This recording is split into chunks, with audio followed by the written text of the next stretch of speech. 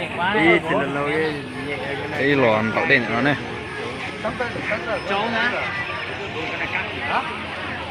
bên tàu đen xây cho to này cho to tít tua kìa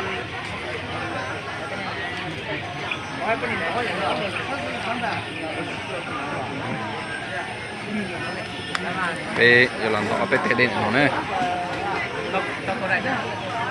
đâu thì chơi tua tàu cái này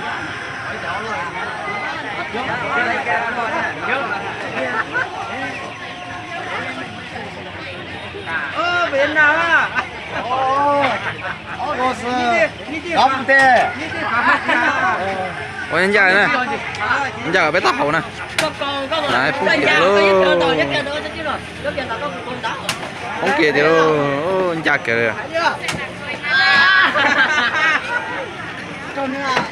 Ô anh trai kìa nè. Dạ kìa nè. Dạ kìa nè. Tao có đẹp à? Tao có đẹp à? Sao?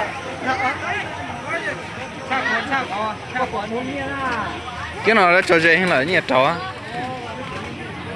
Đấy thì tôi sử dụng bó nó đầu thế này vậy.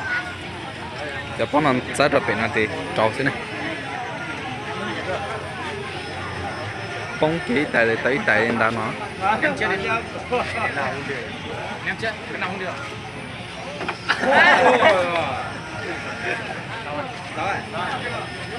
Đó mà. Nhân ra lại. Nhân ra thiết to. Ô, cho chị tàu luôn. Ô, to, muốn là thiên thần. Ôi ôi.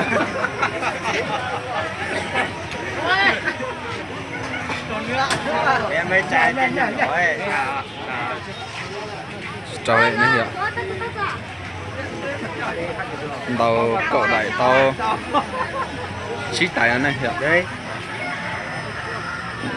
Chí tài.